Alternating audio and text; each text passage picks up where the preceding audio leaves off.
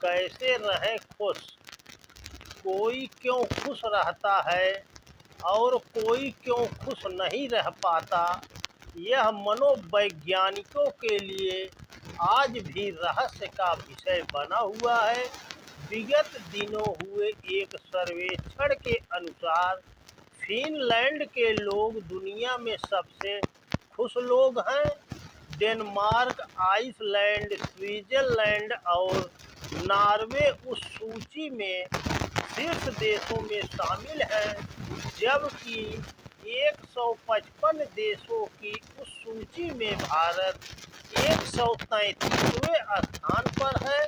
सूची में सम्मिलित देशों में लगभग 1000 लोगों से कुछ सवाल पूछे जाते हैं, जिनके आधार पर यह सूची प्रति वर्ष वर्ल्ड हैप्पीनेस डे यानी 20 मार्च को जारी की जाती है। खुश रहना एक मानसिक दशा है। खुश रहने के लिए दौलतमंद होना जरूरी नहीं है। लगभग सभी अध्ययनों में यह साबित किया है कि खुश रहने वाले लोग कुटुंब में रहते हैं, उनकी अपने परिवार वालों व दोस्तों से खूब निभती है। हार्वर्ड विश्वविद्यालय के हैप्पीनेस विशेषज्ञ डैनियल गिलबर्ट के अनुसार, हमारे पास परिवार होता है तो हम खुश होते हैं, दोस्त होते हैं तो हम और भी खुश होते हैं, और जीवन में जो भी चीज़ें हमें प्रसन्नता दे रही हैं होती हैं, वे सब भी किसी न किसी रूप में परिवार व दोस्तों के रास्ते ही आ रही होती है। वर्षों तक इस विषय का अध्ययन करने वाले जॉर्ज बैलेंट के अनुसार, हमारे जीवन को जो सबसे अधिक प्रभावित करते हैं वे हैं दूसरों के प्रति हमारे संबंध। ये संबंध ही हमको दूसरों से जोड़ते हैं और हमारे जीवन को प्रभावित करते हैं। इसीलिए जीवन में रिश्ते बहुत मायने रखते हैं और हमारी खुशियों को सबसे अधिक प्रभावित करते हैं। जनरल ऑफ सोशियो इकोनॉमिक्स के आंकड़े की बात मानी जाए तो व्यक्ति के रिश्ते बहुत कीमती होते हैं। यह भी देखा गया है कि बाहरी समृद्धि ने व्यक्ति को भीतर से खोखला करने का काम किया है। दरअसल मनुष्य अपनी जवानी पैसे कमाने में बिता देता है और अंत में उसे समझ में आता है कि पैसों की भूख कभी समाप्त नहीं होती और छोटी छोटी खुशियाँ पैसों से नहीं मिल पाती। अतः जितना हो सके उतना समय हमें अपने सामाजिक दायरे को समृद्ध करने में लगाना चाहिए। यह कोई जरूरी नहीं है कि खुश मिजाज व्यक्ति के जीवन में सब कुछ बहुत अच्छा हो, क्योंकि प्रतिकूलताएं व कठिन परिस्थितियां हर व्यक्ति के जीवन में होती हैं।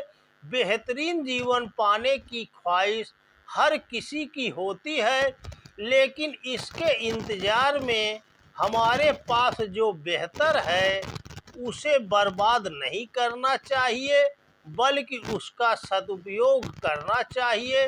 खुशियाँ कभी किसी दराज के भीतर किसी पुराने किताब के पन्नों में मिल जाती हैं, तो कभी अपने पकाए बेस्वाद भोजन के स्वाद में भी महसूस होती है, जबकि कभी कभी 5 सितारा होटल के मेन्यू में भी वह ढूंढने से नहीं मिलती। कभी किसी बेकार बर्तन में चिड़ियों के लिए आधा गिलास पानी रखकर भी व्यक्ति सारा दिन खुश रह सकता है, और कभी मंदिर में 500 रुपए के प्रसाद में भी उसका मन कचोटता रह जाता है। इस तरह देखा जाए तो खुशी का संबंध मन को संतोष व सुकून देने वाली भावनाओं से होता है।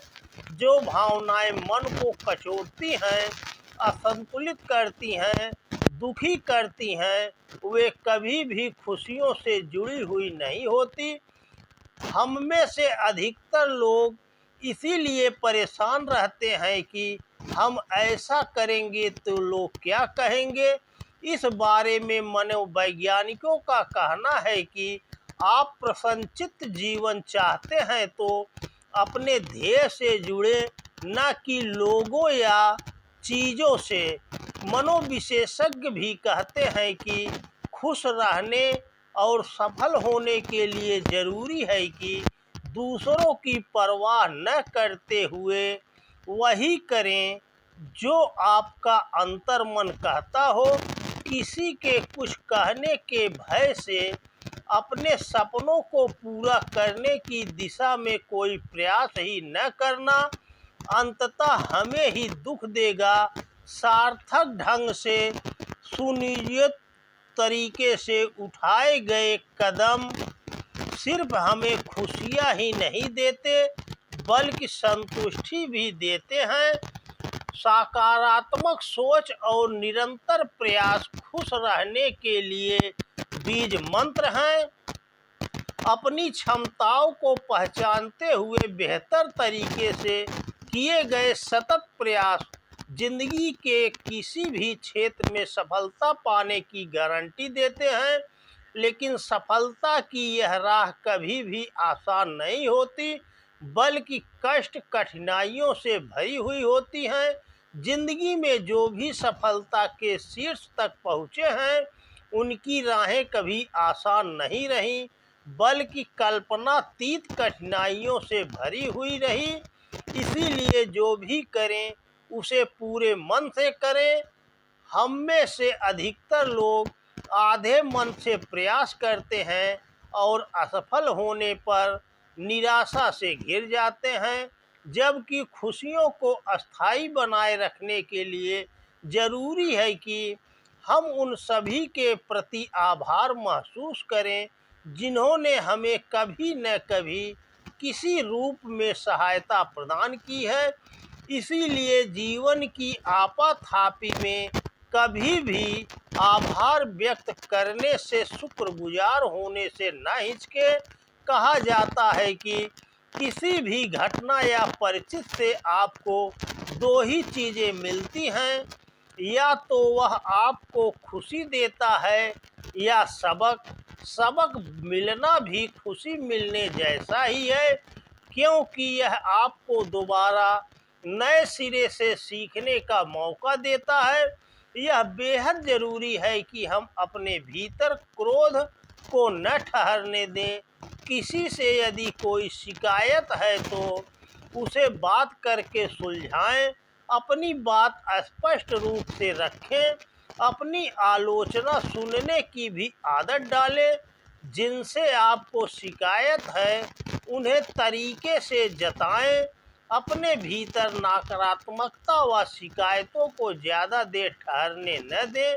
मन के सुकून के लिए व दिल को हल्का रखने के लिए यह बहुत ज़रूरी है कि ऐसा नज़रिया रखें कि जो बीत गई सो बात गई। नफरत व ईर्ष्या के लिए भी अपने दिल में स्थान न रखें, क्योंकि जितनी ज़्यादा नफरत होगी खुशियाँ उतनी ही कम होती जाएंगी। खुशियों के बारे में युग ऋषि परम पूज्य गुरुदेव का कहना है कि आत्मीयता का विस्तार ही हमारी खुशियों को असीम बनाता है और खुशियाँ हासिल करने या समेटने से नहीं मिलती बल्कि देने व बिखेरने से बढ़ती है। तो दोस्तों नमस्कार।